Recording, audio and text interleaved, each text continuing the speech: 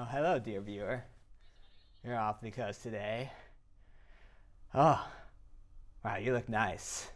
Are you a Minecraft fence? Because I can't get over you. Hey, you see what I did? I was sick for a good couple of days, so I kind of ran out of time to write our cold open. So, I'm quite sorry for what you're about to see.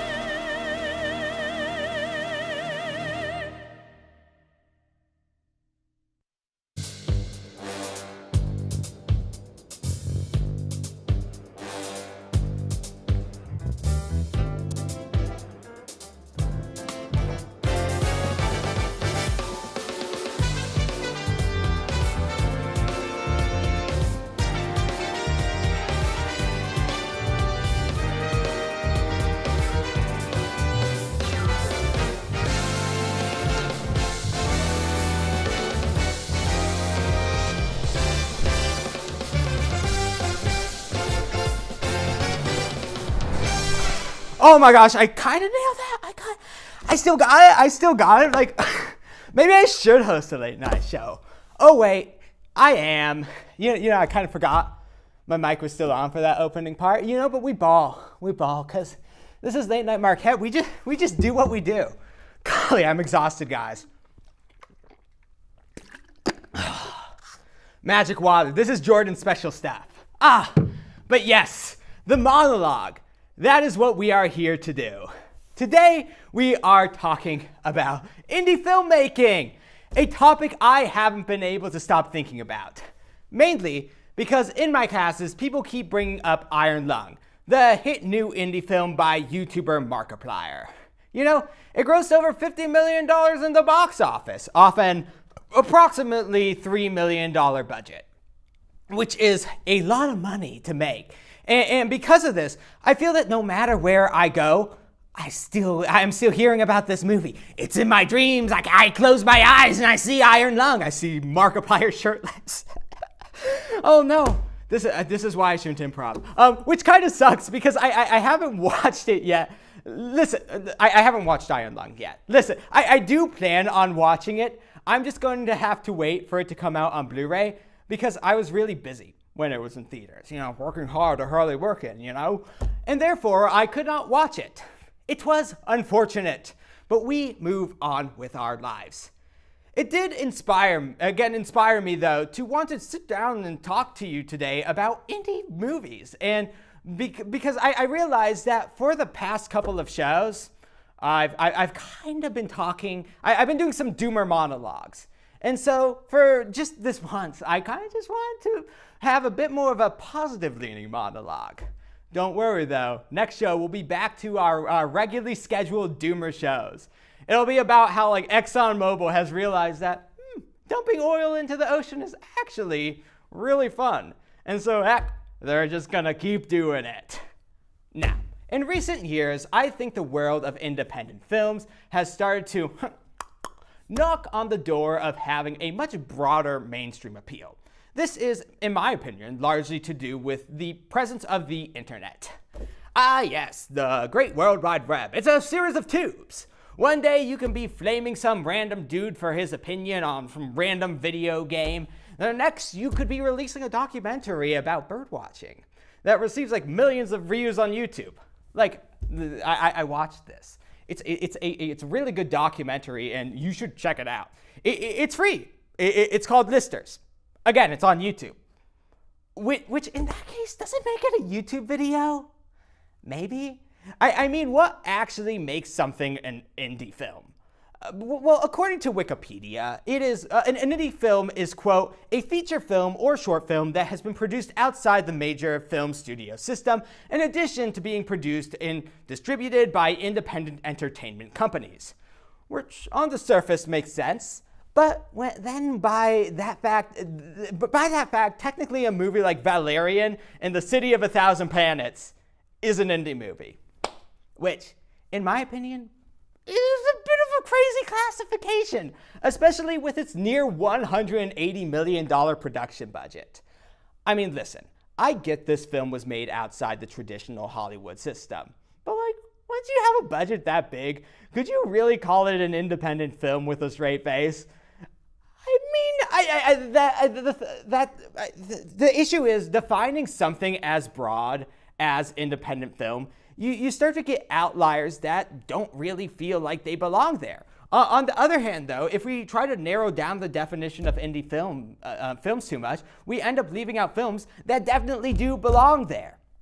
And so we are left in a bit of an odd position here. We're sort of just relying on general vibes, dude. We like the general vibes we get from the production of a film to determine if it's an indie film or not. Because, I mean, if a film was, per se, just a guy taking money he saved up from his job to fund a passion project, you would be like, yeah, of course, that's an indie film. But if it was like, I don't know, like Bill Gates, and like he just casually took out $50 million from his pocket and funded a film, well, by definition, yes, it would be an indie film. But like, again, in terms of vibes, no, that doesn't have the indie film vibe. You know what I mean? I don't know. I feel a bit gatekeepy here. But again, what is the price threshold where it stops feeling like an indie movie? I don't know. What I do know is that with the dawn of the internet, I feel we've seen a rise in just an exciting variety of indie films that may have not been able to find funding otherwise. A recent film I personally gave him my money. I gave him like $100. It was this film called Nail House. It's from the studio Rocket Jump. It's meant to be this sort of like love letter to old kung fu films. And through a fundraising site called Marquette, they were able to raise over $1 million to produce this movie. And listen, I just think that it is so cool that people can come together and fund these cool projects that, again, are made outside the traditional studio system and, frankly, will oftentimes struggle to finding distribution through traditional means like a theater. I mean, typically, smaller indie movies are limited to screenings in smaller independent theaters, which unfortunately, due to market conditions in the theater space, are a dying breed. I should really do a monologue topic about the dying indie theater. Well, I'm going to write that down. That's good. I like that. I just thought of that. That's why you will see independent films like the documentary Listers, which I brought up earlier, distribute their films through alternative means like YouTube. In the case of Listers, it made its money simply by the creator putting a Venmo link in the comments for people to just directly donate to. That's another rough thing about independent film, though. By nature of it being independent, it typically has little to no budget for things like advertising, which in terms often limits its potential audience, which then, again, limits its potential earnings. It's a cyclical thing. I mean, there's obviously exceptions there, like my earlier example of Iron Lung, but overall, it's still an issue. But I mean, I think this will always be an issue with indie films. Hi, we're on camera too now. I genuinely feel that in the present, we are in the best environment for indie film that we have ever had. It will always be difficult going out and creating something with little backing. But now more than ever, I feel people are in the mindset where they're willing to come together and support, not just financially, but also with their viewership, someone making art. On top of this, there is more tools than ever for people to just go out and publish their work outside the traditional studio system, whether it be on a site like YouTube, BackerKit, or Patreon. You are able to just put out your work for people to see and enjoy. And yes, these platforms are not perfect, but I feel that they are the best we have ever had. I get that I've digressed a bit, but to narrow down my point to one key idea, go out and watch an indie film today, or tomorrow, or this week, whenever. Whether it be in theaters or online, there is a whole world of awesome, unique, niche, meaningful cinema out there. You may just have to dig a little bit deeper to find it. And with that, this has been The Monologue. We'll be right back, right after we make the show some money, after these ads.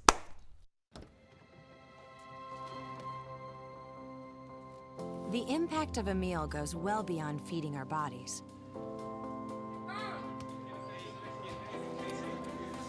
Because when people are fed, futures are nourished. Everyone deserves to live a full life. And with your help, together we can end hunger. Join the movement at feedingamerica.org/actnow. Hello all.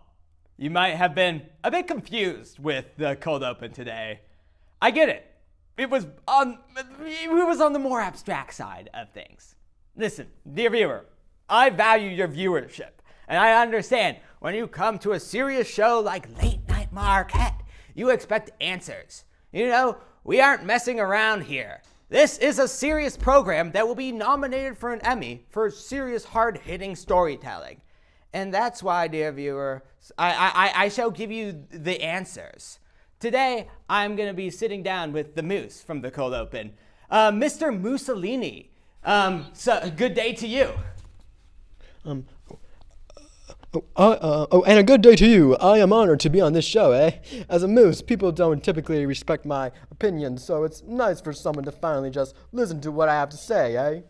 Of course, Mr. Mussolini. I feel it's important that people hear what you have to say. Mr. Mussolini, you have thoughts, and they need to be shared with the world, and people need to listen to them. Yes, and I have things to say, eh? Like Canada, what a beautiful place, eh? Wow, that's just so true, while still being so, deeply profound. And they have universal health care, eh? That's also true. And it still doesn't explain the cold open, though, I'm going to be fair. Let me ask you something, Jack. Just because something doesn't make sense doesn't mean that it needs to be explained, eh? So what the cold open didn't make sense. Let me ask you something. Did you find it funny, eh? I personally did. I wrote it. But I feel like it could have been a bit confusing for the audience. Does that matter, though? You obviously don't care too much about the audience, eh? You're currently interviewing a moose, eh? You do have a point. You know what, Mr. Mussolini? I do agree with what you have to say, and I will take this to heart. In the show, I'm gonna make the stuff I want to make, even if it may be confusing. Which, you know what? This transitions us perfectly into our next segment.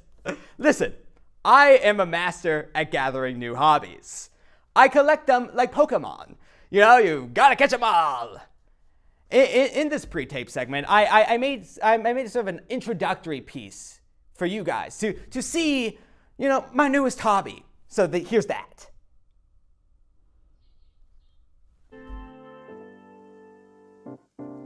Good morning, Late Night Marquette fam. Yo, what's up, dogs? Over break, your boy made some bad financial decisions. Let's go.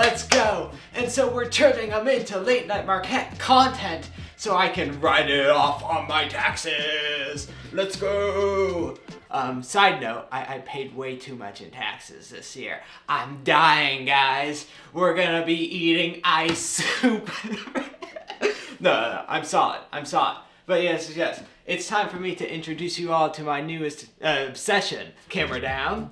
Whoa, Beyblades. Beyblades, you wouldn't be able to tell, but this here is like 40, 50 bucks worth of Beyblades. Let's go! Yeah! Listen, the world of Beyblade, it's serious. These pieces of metal here, these aren't joking matters. These are weapons of mass destruction. And I, Jack, I wield these weapons of mass destruction with this little ripcord here. This right here, this plus this blue grip thing, 30 bucks. 30 buckaroonies on this. But you know what? It lets me get the good grip when I spin the bass. Because Beyblading, it's serious. Did you know there's Beyblading tournaments? Like, there are actual real Beyblade tournaments with actual prize pools that you have to pay into. I competed in one. I lost badly. First round, I went up against a kid. This kid, he just destroyed me. It's best of 3, boom. It's not actually best of 3. I went up against this kid, he went boom, bang, my Beyblade dead. Boom, bang, my Beyblade dead. I was humiliated. Luckily, it was double elimination. And then I promptly lost against an adult man. Which, depending on how you look at it, is better or worse. You know, one of the cool things I have to say, these Beyblades here, they're from a generation called Beyblade X. There's different generations of Beyblade, different TV shows. I just know they're trying to sell stuff to kids. They're trying to sell toys to kids, but it just turns out that an adult kid happened to buy them instead. Okay, so there's stadiums. This is not like the kind of stadium that they would use in tournaments. This one is actually significantly cheaper of a stadium. You see, this stadium here is probably worth like maybe 20 bucks. It's made to be like a more arcadey stadium, I guess. Listen, the little plastic stadiums that they use for tournaments, you get them for like $50 because you have to like import them from Japan or whatever. It's crazy. The world of Beyblade, it's insane and it's expensive. But what you'll see is this little stadium, it has these like little brackets on it. And this is something special than Beyblade X. You see, these were pretty much specifically made so that the ratchets on these Beyblades, they attach to them and they just spin around it really fast. So if I just put one of my dudes on here and I went 3, 2, 1.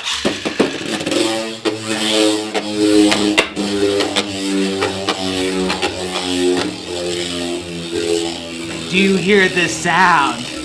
Do you hear this sound? This is a child's toy. And what we will have is you'll have like essentially these bays. They like go around, and I don't have any attack style bays, but they essentially like go around and super fast and they like burst into the middle. It's absolutely insane.